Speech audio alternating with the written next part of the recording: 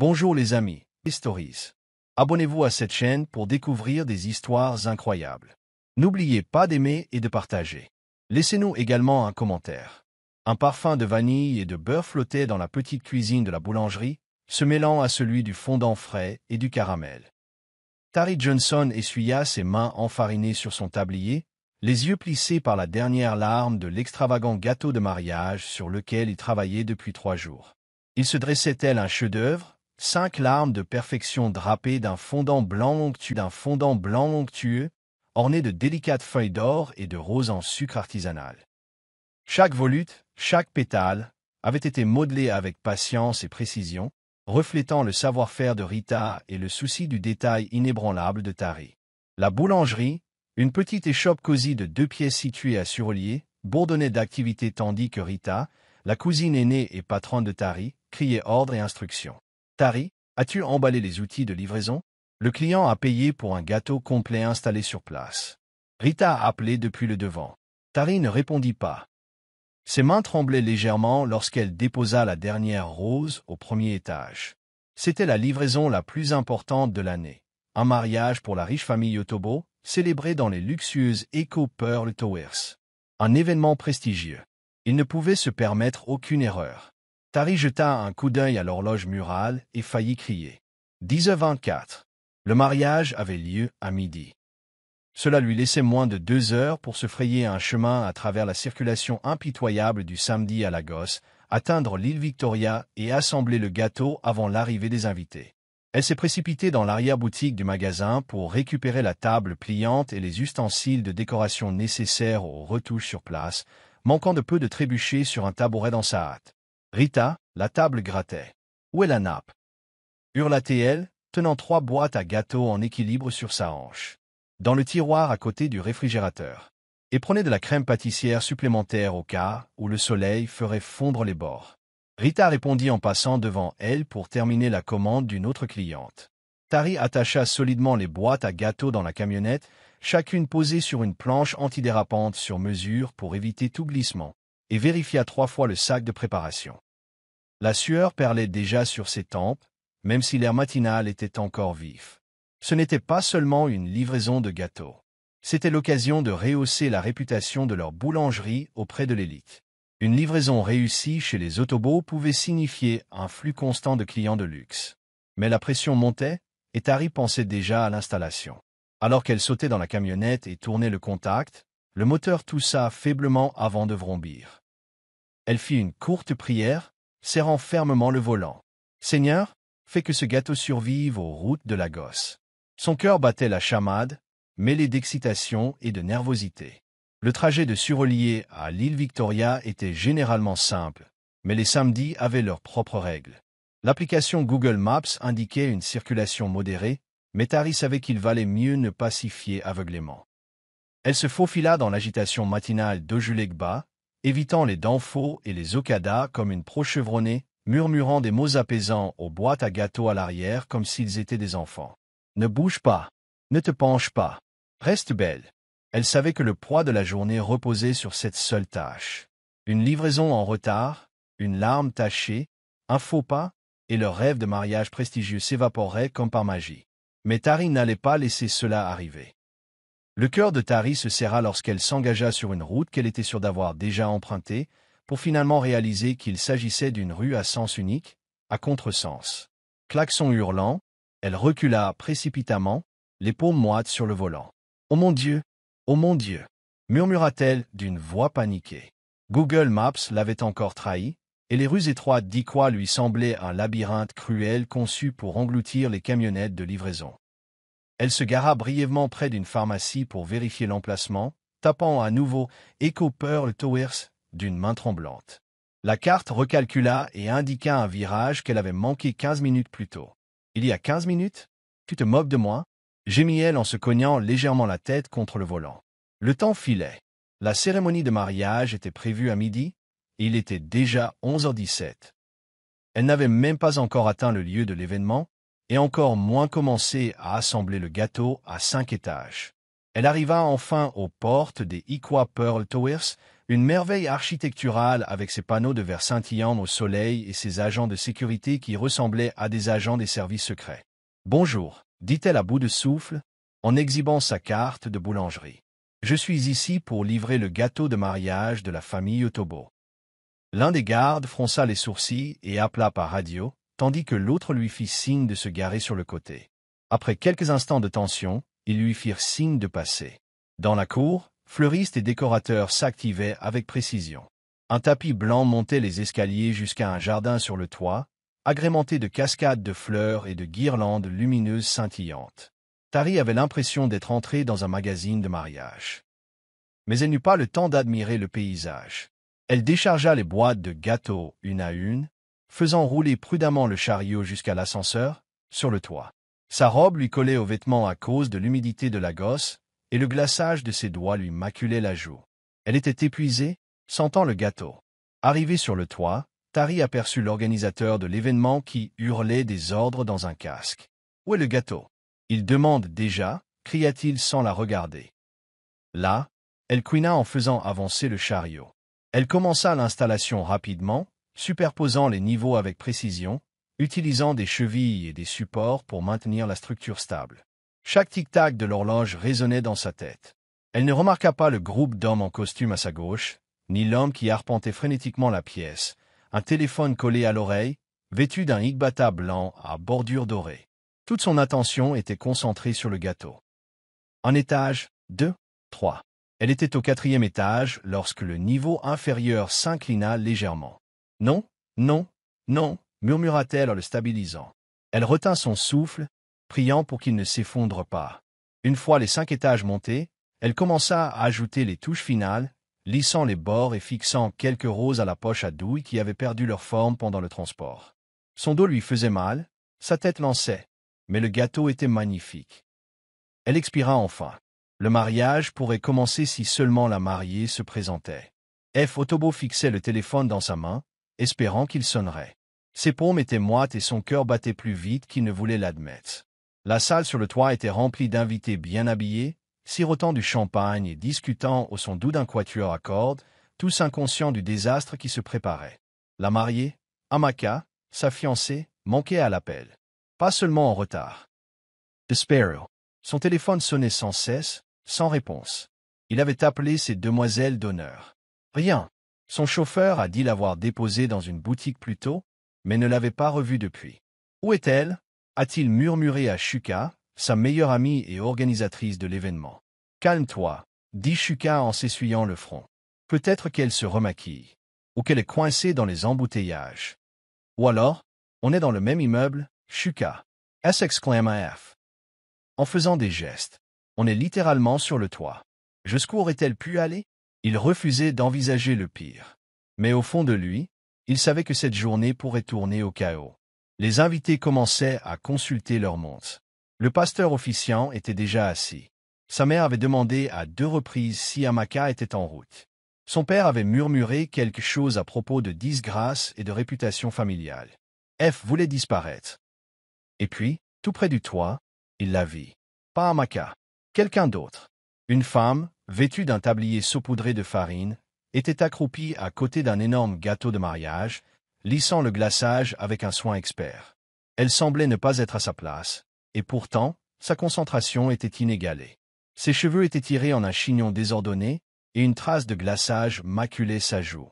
L'espace d'une seconde, la panique dans la poitrine de F s'arrêta.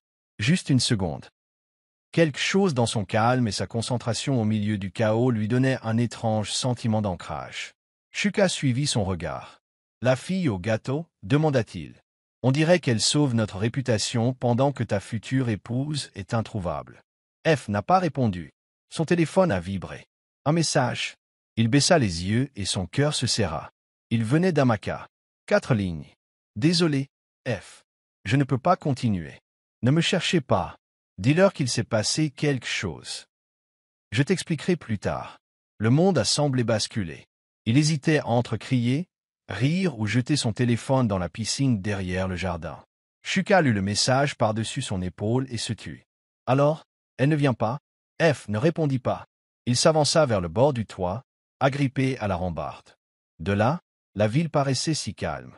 Les voitures circulaient comme des fourmis en contrebas.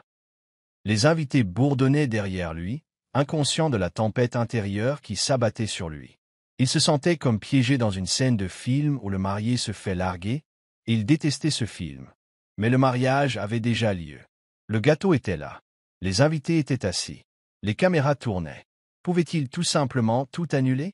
Tari venait de terminer d'ajuster le dernier ruban d'or lorsqu'elle remarqua quelqu'un derrière elle. Elle se retourna et vit un homme grand, vêtu d'un élégant igbata, qui l'observait avec un mélange de frustration et de confusion. Ses sourcils étaient froncés et ses lèvres se contractaient, comme s'il hésitait entre sourire et froncer les sourcils. « Salut » dit-il enfin d'une voix grave et étonnamment chaleureuse. « C'est toi la fille au gâteau ?» Elle cligna des yeux, prise au dépourvu. « Oui. Enfin, oui, monsieur. Je viens de la boulangerie Sweet Rita. Je viens de terminer l'installation. Si quelque chose ne va pas, je peux le réparer. » Il secoua la tête et laissa échapper un petit rire. « C'est parfait. Honnêtement, c'était peut-être la seule chose parfaite aujourd'hui. » Tari haussa un sourcil, se demandant si c'était un compliment ou un avertissement. « Bon, je vous laisse dans un instant. » Elle commença à rassembler ses outils, mais il ne bougea pas. « Je suis F. Le marié, » dit-il en lui tendant la main. Tari hésita avant de la serrer, les doigts collants à cause des restes de fondant. « Tari !» Elle n'a pas demandé pourquoi le marié se présentait à la servante du gâteau au lieu d'attendre à l'hôtel. Elle n'en avait pas besoin. Son visage paraissait fatigué, comme celui qui venait d'apprendre la pire nouvelle. Une étrange tristesse se lisait dans ses yeux, dissimulée sous une façade de calme. Il désigna le gâteau. « Tu as fait tout ça ?» Elle hocha la tête. « Avec ma cousine, Rita. » Mais c'était surtout moi qui étais impliqué. Elle hocha la tête, puis marqua une pause. « Diriez-vous que vous êtes doué pour intervenir en cas d'urgence ?» La question était tellement aléatoire qu'elle a pris Tari au dépourvu. « Enfin, je veux dire. Et sapos. Une fois, j'ai livré un gâteau lors d'une manifestation. » Il rigola doucement en se frottant la nuque. « Bien, c'est bien. » Il allait dire autre chose quand Shuka s'est précipité vers lui et lui a murmuré quelque chose d'urgent à l'oreille. Tari essaya de ranger discrètement ses affaires, mais elle les entendait encore. « Frère, je suis sérieuse, » murmura Shuka. Tout le monde s'assit. La presse est là. Vous avez deux options, annuler le mariage et subir l'humiliation, ou accepter une nouvelle épouse. Il nous faut quelqu'un, tout de suite. F la regarda à nouveau. L'estomac détaille, c'est Noah. Attends. Quoi? Dit-elle en se redressant. Ne me regarde pas comme ça. Shuka se tourna vers elle en souriant. Tu ne serais pas célibataire, par hasard? Tari cligna des yeux. Je suis venu apporter un gâteau. Maintenant, mariez-vous. F semblait sérieusement envisager quelque chose qui ne devrait pas être envisagé. C'est une idée folle. Mais et si, justement, Tari prenait du recul? Non, ne termine pas cette phrase. F resta figé, son pouce planant sur l'écran du téléphone comme pour retarder le moment où il pourrait la réécrire. Mais le texte d'Amaka était d'une clarté douloureuse. Désolé, F. Je ne peux pas continuer. Ne me cherche pas. Dis-leur qu'il s'est passé quelque chose. Je l'expliquerai plus tard. Le poids de ces mots le frappa en pleine poitrine. Ce n'était pas seulement qu'elle avait disparu le jour de leur mariage, c'était à quel point cela semblait désinvolte, définitif et lâche. Aucune explication. Aucune excuse, si ce n'est un « je suis désolé » générique. Juste un recul face à l'engagement. F aurait voulu être en colère, enragé, crier, mais il ne ressentait qu'une déception creuse. Son corps tout entier s'affaissa tandis qu'il tendait le téléphone à Shuka sans un mot. Les sourcils de son ami se froncèrent d'incrédulité en le lisant. « Elle a vraiment lâché prise ?» demanda Shuka, s'attendant presque à ce que F rie et dise que c'était une farce. Mais F hocha simplement la tête en se frottant les tempes. Elle est partie. La panique se répandit comme une traînée de poudre parmi l'équipe du mariage. F n'avait pas encore adressé la parole à sa famille. L'idée de voir le visage sévère de son père se tordre de désapprobation lui retournait l'estomac. Le chef Otobo avait beaucoup investi dans ce mariage, non seulement financièrement, mais aussi socialement. D'importants partenaires commerciaux, des politiciens et des personnalités de la haute société étaient assis dehors, sirotant du champagne, attendant de célébrer une alliance désormais réduite à néant. Madame Otobo avait passé le mois dernier à choisir les palettes de couleurs et à superviser chaque détail des compositions florales. Annuler le mariage maintenant serait un désastre total, non seulement émotionnel, mais aussi public. Shuka tournait en rond, marmonnant pour lui-même, tandis que F s'appuyait sur la table à gâteaux pour se soutenir. C'est alors qu'il remarqua la pâtissière, Tari. Toujours là, toujours silencieuse, toujours concentrée à essuyer les derniers restes de glaçage de sa table. Elle semblait déplacée, mais étrangement ancrée, comme si elle avait sa place plus que quiconque dans le chaos qui l'entourait. L'espace d'une brève seconde, quelque chose de dérangé se mit en place dans sa tête. C'était peut-être le stress, peut-être l'absurdité de la situation. Mais une idée folle lui traversa l'esprit. Il donna un coup de coude à Shuka, et quand son ami vit l'étincelle dans les yeux de F, il dit immédiatement « Non. Quoi que ce soit, ne le dis pas. » Mais F le fit. Et si on n'annulait pas le mariage? Et si je me mariais quand même? Shuka le fixa comme s'il avait perdu la tête. Avec qui? F? Le traiteur? Une de tes tantes? F haussa les épaules, regardant de nouveau Tari. Elle est déjà bien habillée. Elle est là. Elle est normale. Norma? Répéta Shuka. Tu veux épouser un parfait inconnu juste pour sauver la face?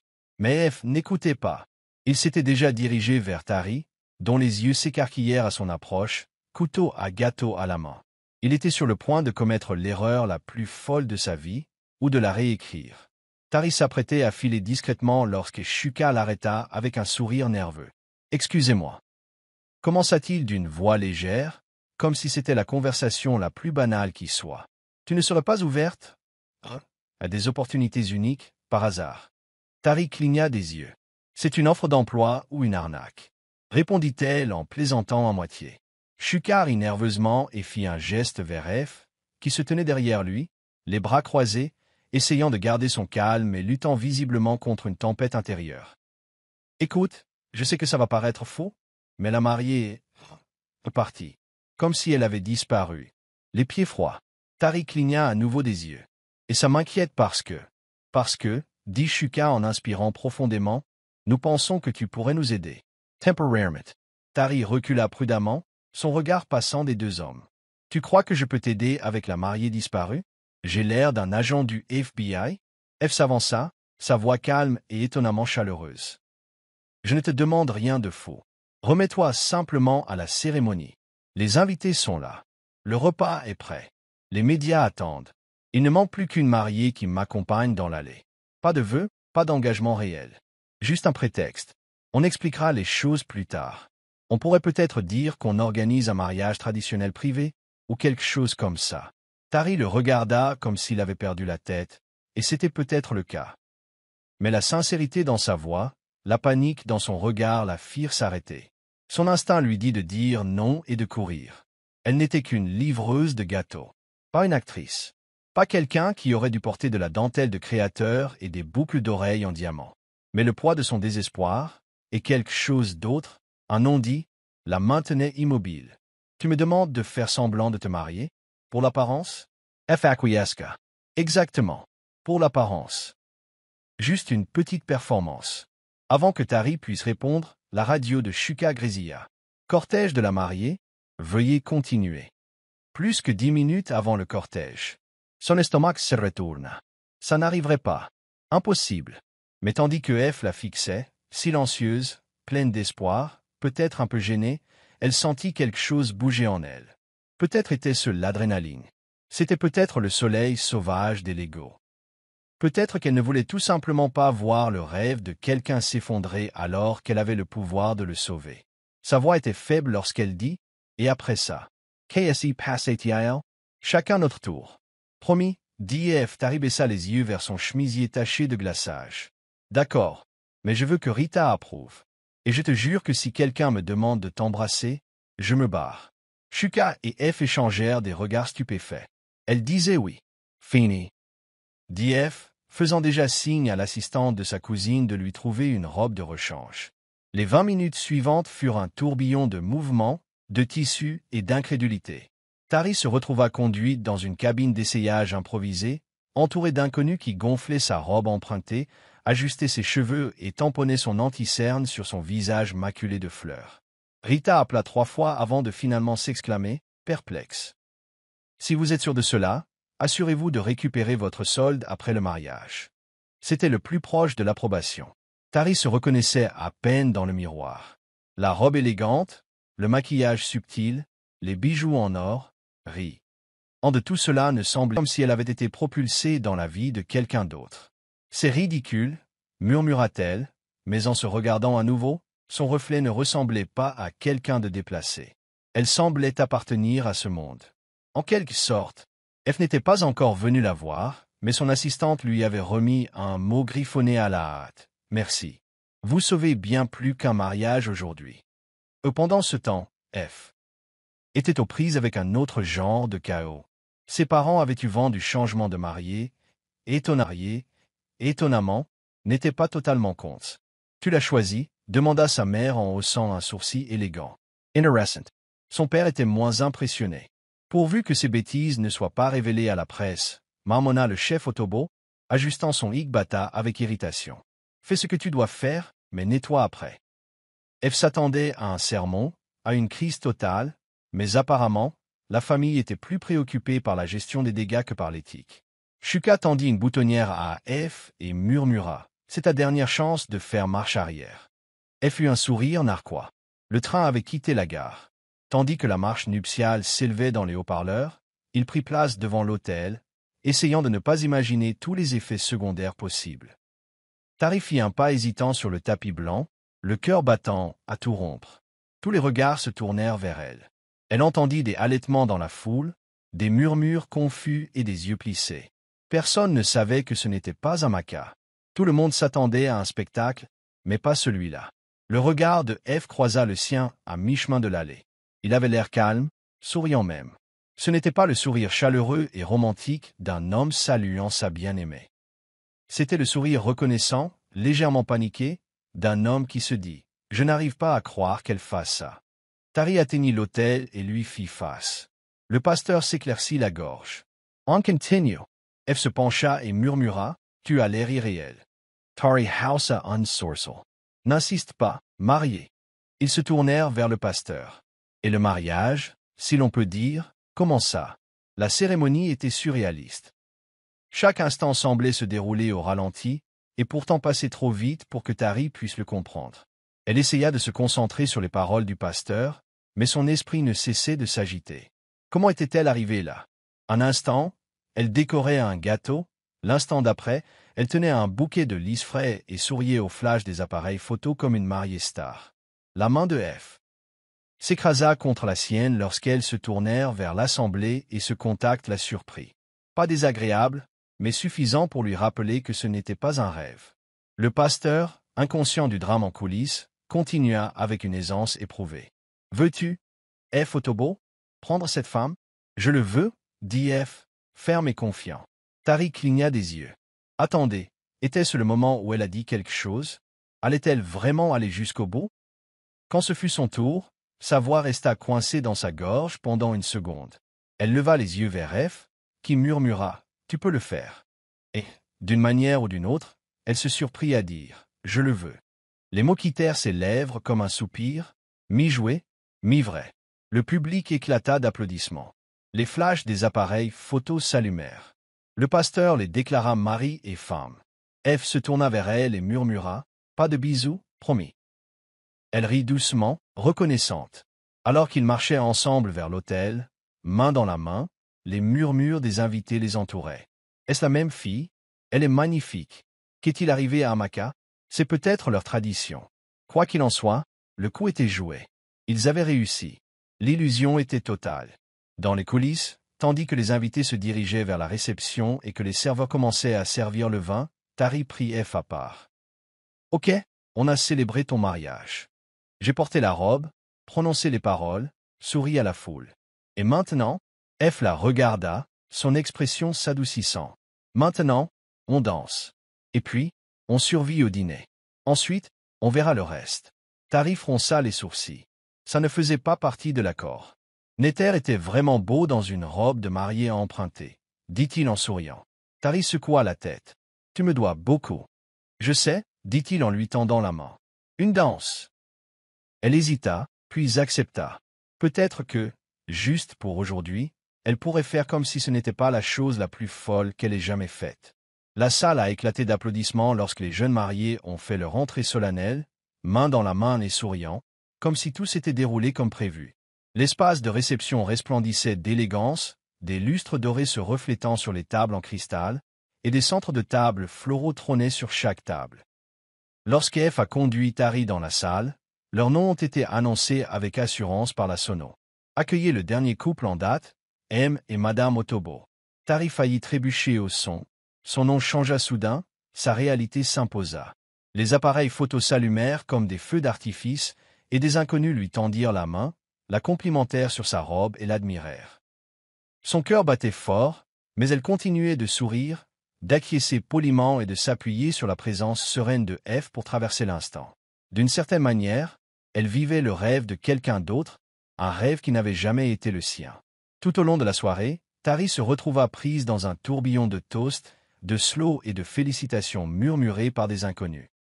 La chaise nuptiale sur laquelle elle était assise était recouverte de velours et surélevée, avec une élégance digne d'un trône qui la faisait se sentir complètement dépaysée. Mais F, à sa grande surprise, ne la quittait jamais. Il plaisantait quand il sentait son malaise, interceptait ses questions embarrassantes et murmurait même des encouragements lorsqu'elle était appelée pour la première danse du couple. « Ne t'inquiète pas, murmura-t-il, suis-moi. Je te promets de ne pas te marcher sur les pieds. » Et elle le fit. Tandis qu'il dansait au rythme d'une douce ballade d'amour, Tari se détendit, ne serait-ce qu'un instant. La foule les regardait avec admiration, ignorant que le couple qu'ils encourageaient était uni par les circonstances et non par l'amour. Mais sous la surface, quelque chose d'étrange se produisait. Les faux sourires commençaient à paraître réels. L'alchimie était indéniable. Au moment de couper le gâteau, l'ironie frappa Tari comme un éclair. Le gâteau qu'elle avait conçu et assemblé quelques heures auparavant se trouvait maintenant devant elle, attendant d'être coupé par les mariés. Elle tenait le couteau d'une main tremblante, et F couvrit délicatement la sienne. Moment de partage, la taquina-t-il. Tari rit doucement et hocha la tête tandis qu'ils effectuaient la première coupe ensemble, sous les acclamations de la foule. Tandis que la musique résonnait et que la fête battait son plein, elle réalisa que le plus étrange de la soirée n'était pas le fait qu'elle venait d'épouser un inconnu. C'était qu'elle ne détestait pas complètement ça. Il y avait quelque chose chez F, son aisance, sa chaleur, sa façon de la regarder comme si elle était plus qu'un simple plan B, qui rendait l'impossible étrangement confortable. Pour la première fois ce jour-là, elle ne faisait pas semblant. Quelque chose de réel commençait à s'agiter sous la surface. Le lendemain matin, les événements de la veille firent l'effet d'un rêve fiévreux pour Tari. Elle se réveilla dans une chambre d'amis luxueuse, avec des draps de soie, des rideaux de créateur et un ventilateur de plafond inhabituel qui tournait silencieusement au-dessus d'elle. La pièce sentait légèrement la vanille et la lavande, et une douce musique de jazz résonnait dans un couloir lointain. Elle se redressa lentement, essayant de se rappeler comment elle était arrivée là. La maison familiale de F. Non, le domaine, était immense, niché dans les rues paisibles et arboré de Banana Island. Après la réception, tard dans la nuit, F lui avait proposé une chambre séparée dans l'aile familiale, lui assurant qu'elle n'aurait pas à dormir au même endroit. Jusqu'à ce qu'on trouve une solution, avait-il dit. Tari avait accepté, surtout parce qu'elle ne savait pas quoi faire d'autre. Ce à quoi elle ne s'attendait pas, c'était de se réveiller dans une suite 5 étoiles avec une armoire pleine de vêtements à sa taille et le petit déjeuner sur un plateau d'argent. Elle descendit l'escalier, vêtue d'une modeste robe de chambre, où elle fut accueillie par Madame Otobo, assise sur un canapé moelleux dans la véranda, sirotant du thé. « Bonjour, ma chère, dit-elle gentiment en faisant signe à Tari de s'asseoir. « As-tu bien dormi ?» Tari hésita, toujours incertaine de sa place dans la maison. « Oui, merci. Je ne m'attendais pas à rester aussi longtemps. » Madame Otobo sourit en posant sa tasse de thé. « Nous ne nous attendions pas non plus à une mariée de dernière minute, mais voilà. Vous avez géré la situation avec grâce. » Son ton était sincère, mais ses mots avaient du poids. Ce n'était pas un simple compliment. C'était un doux rappel que la famille attendait d'elle qu'elle entretienne l'illusion jusqu'à ce que la situation se calme. Avant qu'elle puisse répondre, F entra, habillé de façon décontractée, mais déjà ressemblant à l'héritier d'un empire. « J'espère que tu es prêt, dit-il. Mon père veut nous parler. Ensemble. » La conversation avec le chef Otobo était tout ce que Tari craignait, tendue, formelle et pleine de non-dits. Il n'éleva pas la voix, ne l'accusa pas et ne se moqua pas, mais chaque question était calculée. Quelles sont vos intentions à long terme? Allez-vous bientôt déménager? Devrions-nous préparer un communiqué de presse pour notre lune de miel? Répondit F avec une assurance éprouvée, décrivant la situation comme une histoire d'amour éclair, née d'étincelles inattendues. Tari acquiesça, toujours incertaine de la différence entre la vérité et la comédie. Une fois la réunion terminée, ils retournèrent dans le jardin derrière la maison, où Tari s'assit au bord d'une fontaine en marbre. « C'est beaucoup, » admit-elle. F s'assit à côté d'elle, d'un ton plus doux qu'auparavant. « Je sais, mais tu as géré la journée d'hier comme une reine. Attends quelques jours, et on trouvera une stratégie de sortie efficace. » Tari le regarda, l'esprit submergé par les questions. Et si elle refusait de partir? Tari comprit vite que vivre avec un inconnu, surtout celui qu'on a épousé devant des centaines de personnes, c'était comme jouer dans une pièce de théâtre pour laquelle on n'a pas auditionné. Bien qu'ils aient des chambres séparées, leur vie commençait à se chevaucher, brouillant les frontières et contournant les règles. F insistait pour prendre le petit déjeuner ensemble chaque matin pour faire bonne figure, et Madame Otobo se joignait souvent à eux pour une observation discrète. Le chef Otobo était souvent absent, absorbé par les réunions, mais sa présence planait sur la maison.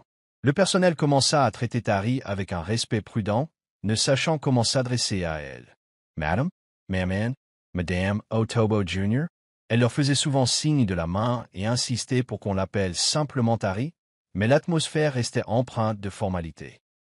Le soir, elle et F s'asseyaient dans le deuxième salon, loin du salon formel, mangeant des chips de bananes plantain et regardant des films de Nollywood tout en plaisantant à voix basse, comme deux adolescents partageant un secret. Malgré leur situation délicate, Tari ne pouvait nier l'alchimie naissante entre eux. F était spirituel et observateur, remarquant souvent chez elle des choses que personne d'autre ne remarquait. On appuie toujours son pouce sur sa paume quand on est nerveux. Avait-il dit un jour, lors d'une scène intense dans une comédie romantique. Tari cligna des yeux, surprise. « Tu m'observais de trop près. » Il a juste souri. Risque professionnel des faux maris. Ils commencèrent à discuter tard le soir de musique, d'enfance, de moments embarrassants du lycée. Parfois, ils oubliaient qu'ils faisaient semblant. D'autres fois, la frontière entre le vrai et le faux s'estompait suffisamment pour faire bondir le cœur de Tari. Mais malgré leur proximité, aucun d'eux n'aborda la suite. Allait-il continuer à faire semblant? Allait-il enfin tout expliquer au monde? Ou bien un chemin plus profond se creusait-il sous les apparences? Mais leur bulle privée n'était pas impénétrable. Des cousins curieux commencèrent à leur rendre visite, des voisins passèrent juste pour saluer la jeune mariée, et plus d'une fois, un membre du personnel surprit F et Tari en plein rire, chuchotant ensuite avec enthousiasme. « Même Rita m'a prévenu. Votre pâtisserie est à la mode, madame. Quelqu'un a posté votre photo en train de couper le gâteau. Tu deviens viral. » Tari gémit en se couvrant le visage. « Ça ne peut pas durer, F. » Il hocha la tête en sirotant son verre. « Ce ne sera pas le cas. Nous avons juste besoin de quelques jours de paix supplémentaires. » Mais même en le disant, il y avait quelque chose d'incertain dans sa voix. Quelque chose qui disait qu'il n'était pas sûr de vouloir que tout cela se termine. Et Tari non plus, réalisa-t-elle. Tout avait commencé par un cours de cuisine. Tari, ennuyée et regrettant le confort de sa boulangerie, avait demandé au personnel de cuisine si elle pouvait préparer le dîner ce soir-là.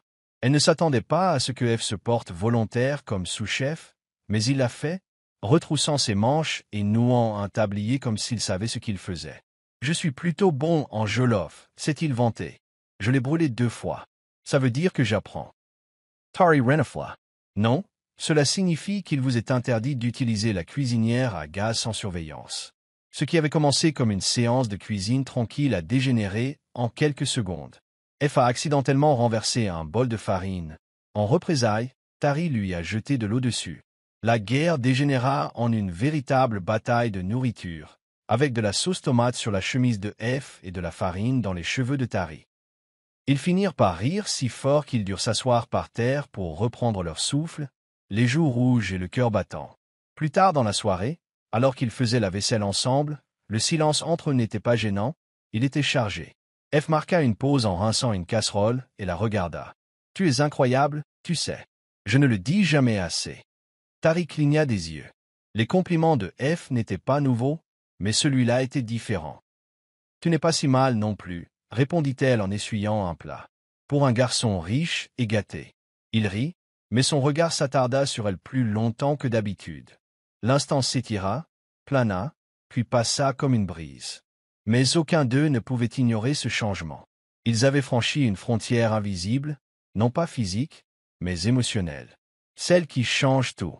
Cette nuit-là, Tari était allongée dans son lit, les yeux rivés au plafond, ne sachant plus où ils en étaient. Tout avait commencé comme une farce. Mais maintenant, elle avait l'impression que quelque chose de réel était en train de naître. Et c'était bien plus effrayant que n'importe quel faux mariage. Le lendemain, F l'emmena déjeuner en tête-à-tête avec ses amis d'enfance. C'était censé être décontracté, mais dès son arrivée, elle sentit le poids des regards sur elle. Le groupe, bien habillé, éloquent et indéniablement élitiste, l'accueillit avec des sourires polis, mais le ton sous-jacent était clair. Qui est-elle? Tari fit de son mieux pour se fondre dans la masse, mais elle sentit le fossé qui la séparait de son monde. L'une des femmes se pencha vers elle avec un sourire timide. « Alors, toi et F, vous sortiez ensemble en secret avant les fiançailles?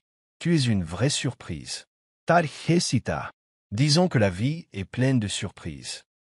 F intervint rapidement, redirigeant la conversation, mais Tari remarqua la tension derrière son sourire facile. Ce soir-là, alors qu'ils rentraient chez eux en silence, elle finit par demander « Est-ce que je te gêne ?» F parachoke. « Non, jamais. Mais je sais que ce monde peut faire que n'importe qui se sente petit. Même moi. » Tari se tourna vers la fenêtre, incertaine de ce qui était le plus difficile à assimiler. À quel point elle se sentait déplacée, ou à quel point elle désirait profondément s'intégrer. Tout commença par une photo floue. Un invité l'avait publiée en ligne. Une photo de Tari et F dansant à leur mariage, son sourire radieux, le regard de F rivé sur elle avec une sorte de révérence. La légende disait « Mariage d'Otobo, la mariée mystérieuse ?» On ne l'avait pas vue venir. Le lendemain matin, la photo était devenue virale. Les blogs de divertissement l'ont reprise, spéculant sur l'identité de la mariée. Certains prétendaient qu'elle était une héritière du Ghana, d'autres insistaient sur le fait qu'elle était secrètement amoureuse du lycée. Mais aucun d'eux n'avait raison. À son réveil, Tari a été submergée par des centaines de tags et de messages Instagram sur le compte de la boulangerie. La page, autrefois discrète et suivie par seulement quelques dizaines de clients, comptait désormais plus de 12 000 abonnés. Rita l'appelait, mi criant, mi riose. Ma belle, on est réservé jusqu'à l'année prochaine. Les gens nous prennent pour des chuchoteurs de gâteaux de luxe maintenant. Mais qu'est-ce que tu as bien pu faire? Tari hésitait entre rire et paniquer. Aussi flatteuse que fut cette attention, elle attirait également l'attention. Les journalistes campaient devant le domaine d'Otobo dans l'espoir d'apercevoir les jeunes mariés. Les invitations à des interviews télévisées affluaient, et même des blogs internationaux tentaient de les contacter. L'épouse mystérieuse d'un milliardaire fait le buzz en Afrique, titrait plusieurs sites. Le chef Otobo était furieux.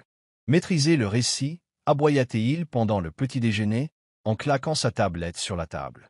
Si cette fille veut faire partie de cette famille, elle doit se comporter comme telle.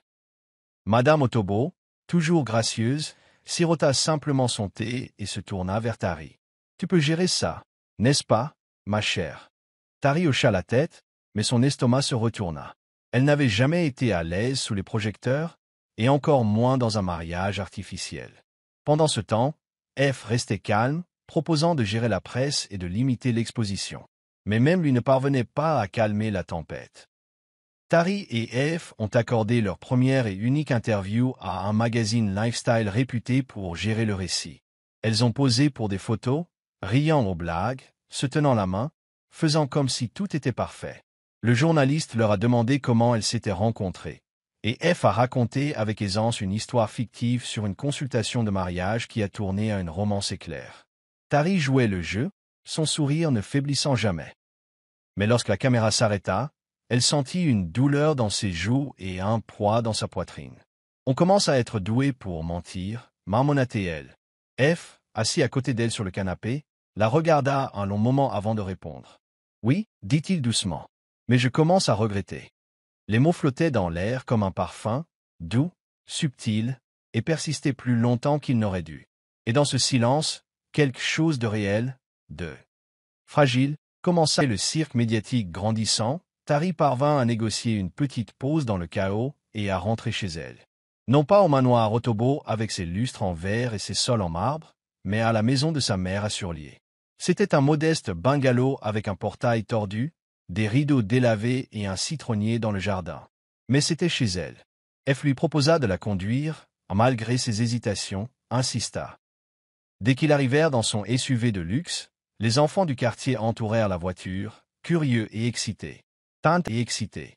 Tante Tari. C'est ton mari? Il hurlait, riait et dansait autour du véhicule. Tari leva les yeux au ciel et rit.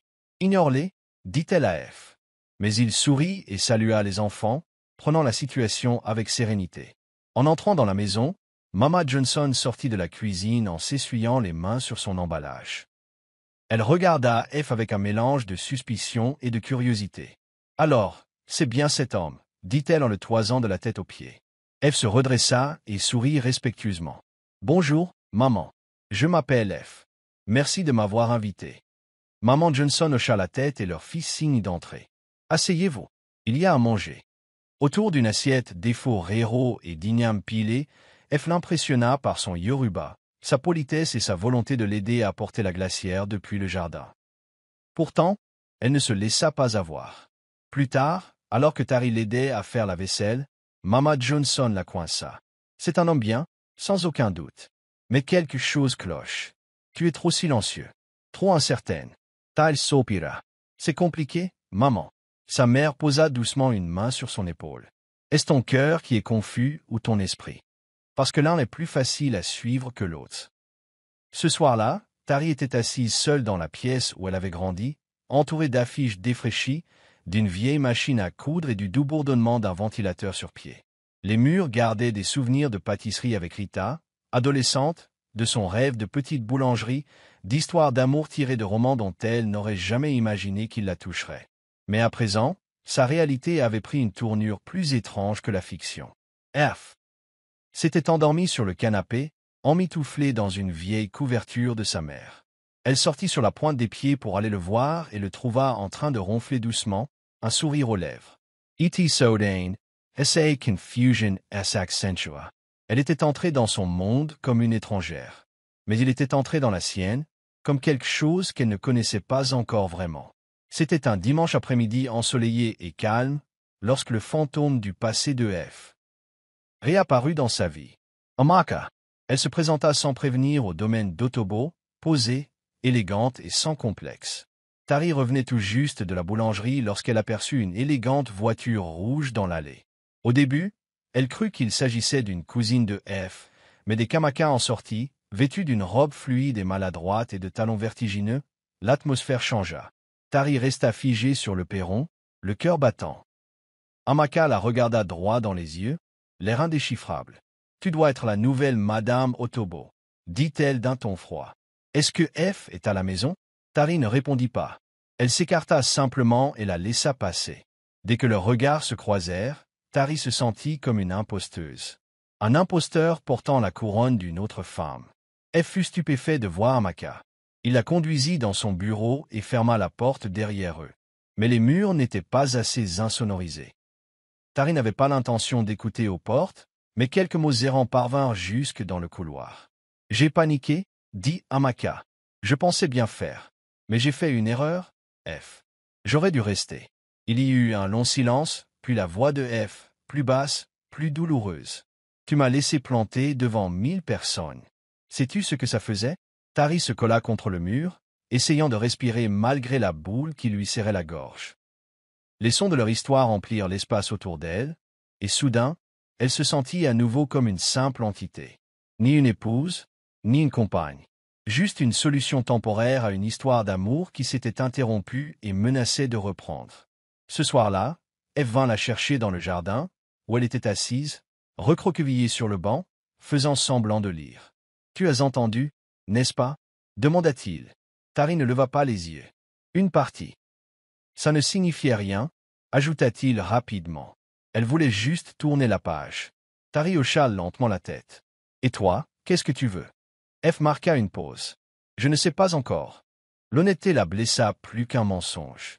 Elle se leva, époussetant une poussière imaginaire de sa robe. « Eh bien, quand tu trouveras, dis-le-moi. Parce que je ne suis pas sûr de vouloir faire partie d'un triangle amoureux, réel ou fictif. » Tandis qu'elle s'éloignait, F la regardait, la poitrine serrée. Il avait mis toute cette mascarade en branle, mais à un moment donné, ça avait cessé d'être une mise en scène.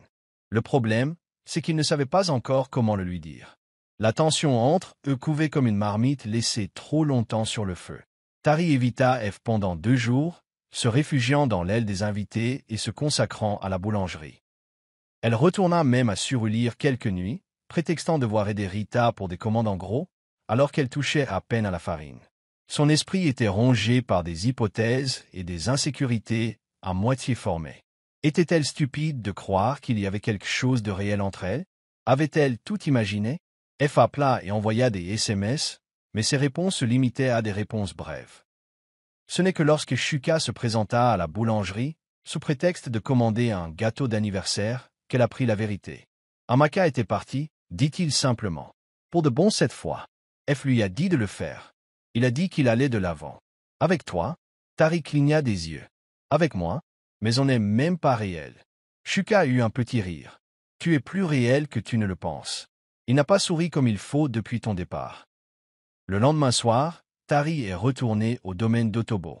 Elle trouva F arpentant le jardin, pieds nus, son téléphone à la main. En la voyant, le soulagement se lisait sur son visage. « Tu es de retour » souffla-t-il.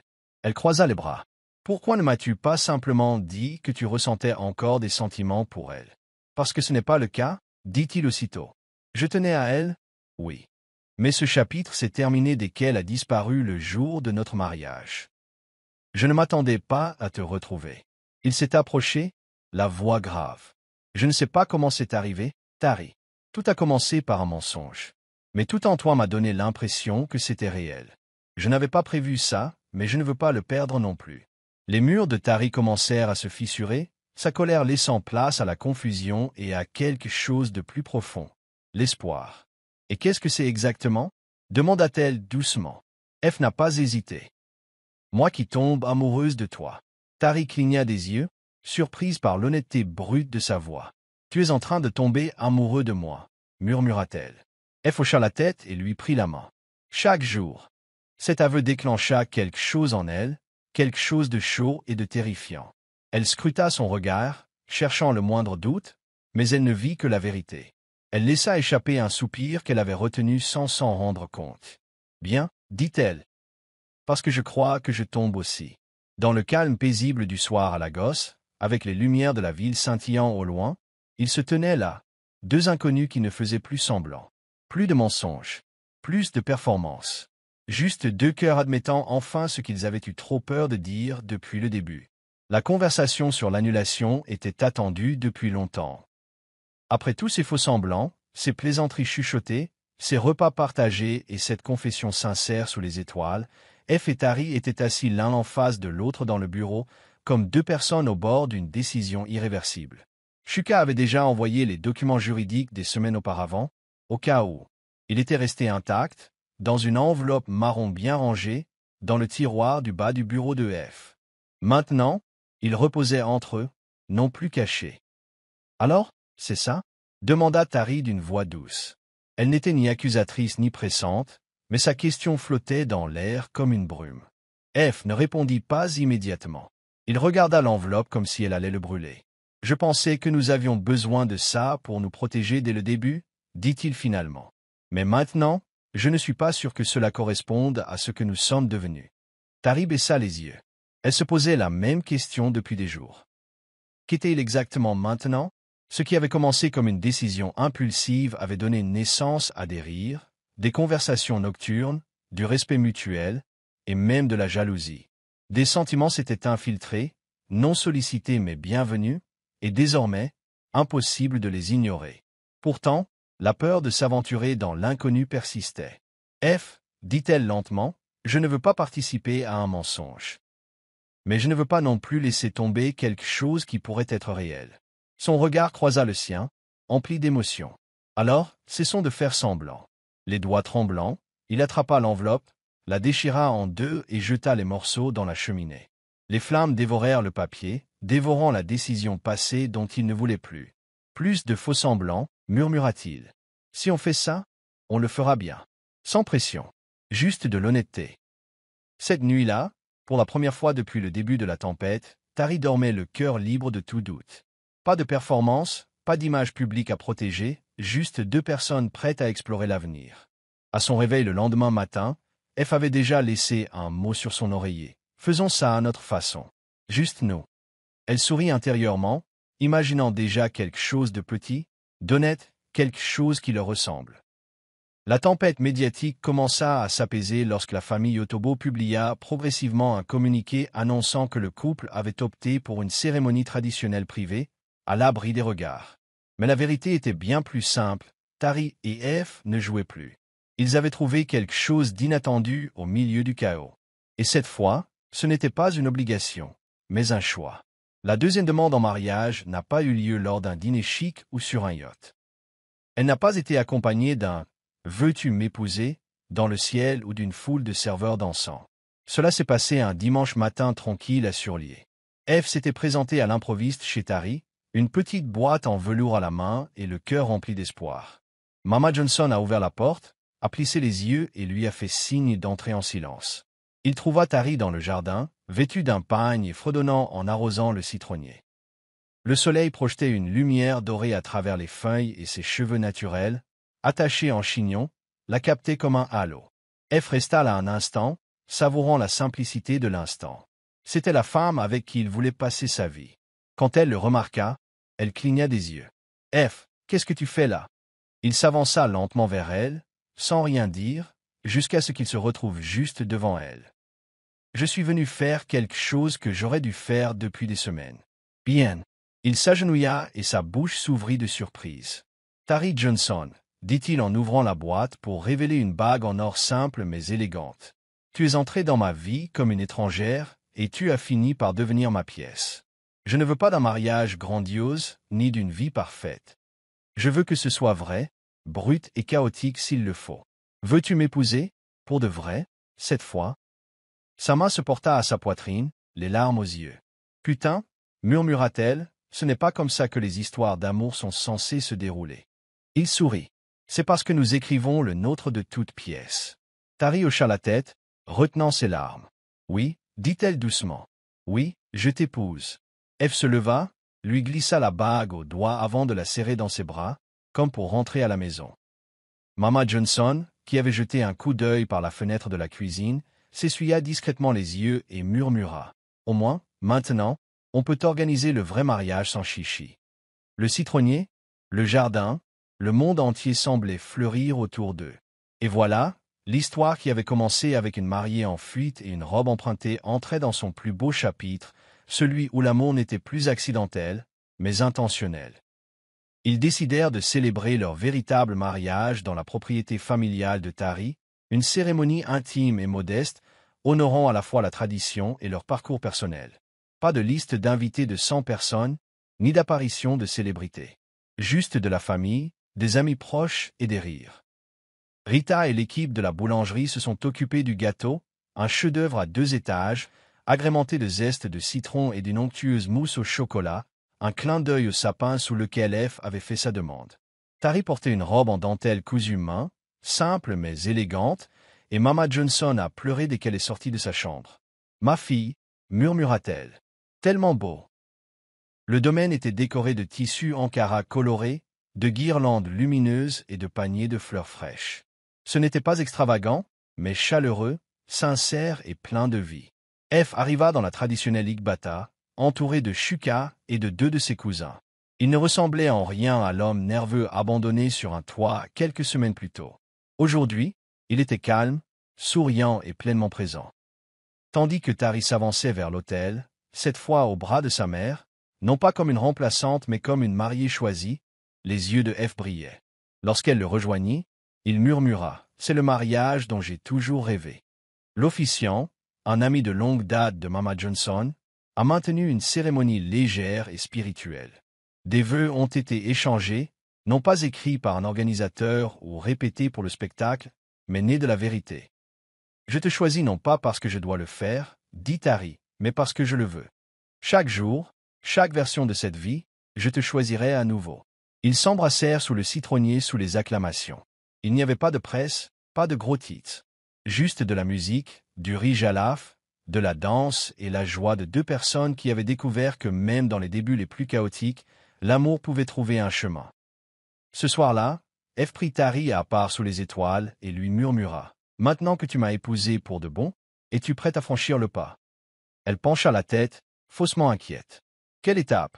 Il sourit. « Tu ouvres ton atelier de pâtisserie.